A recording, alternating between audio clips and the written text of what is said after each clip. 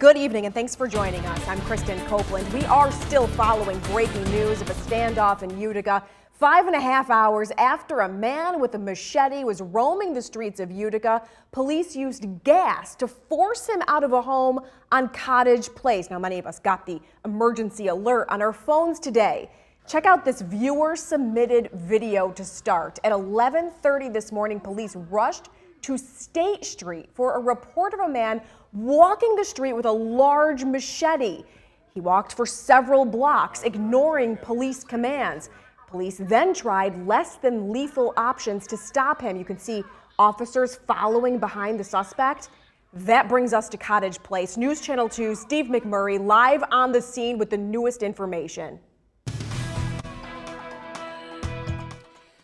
Kristen, thank you very much. Yes, this scene, as we said, was fluid all day long, and a mere moments ago, the subject was taken out of the building in custody, uninjured. So the police, we talked to Sergeant Mike Curley and Police Chief Mark Williams, a little earlier. They were hoping for a safe outcome, and that's what we have. They, Sergeant Curley telling us time was on their side. There was no reason to hurry, and so a lot of folks at home saying, "Why'd they wait so long? Why'd they wait so long?" All in the name of personal safety, both for the police officers here as well as the subject. Now, again, this situation developing as we speak.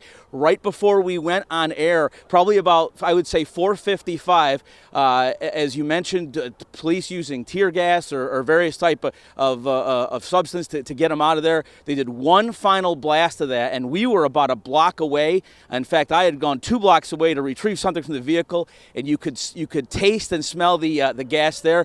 Keith Hunt, our photographer, been here all day long.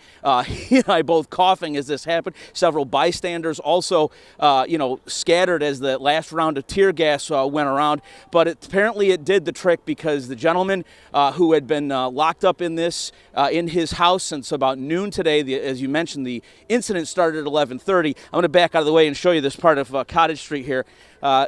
Been going on for about 5+ hours now, and right before news time, the subject was taken out of the building unhurt. He will be treated and evaluated, and then obviously law enforcement will take it over from there. So we will try to get a update for you from UPD. But again, as you can see, a very active scene down here. Police officers wrapping up right now, and the scene is safe and secure, and everything going back to normal. But as we said, this was a very tense situation all day long. It started at 11:30 on State Street, then worked its way down to Cottage Place. You mentioned the alerts that had been sent out multiple times, telling people to stay in their homes.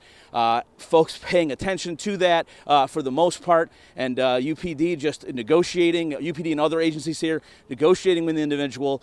But he is safe. UPD is safe. That's good news all around, and this situation has been brought to a peaceful resolution. Kristen, back to you. All right, Steve McMurray live on the scene tonight. Thank you.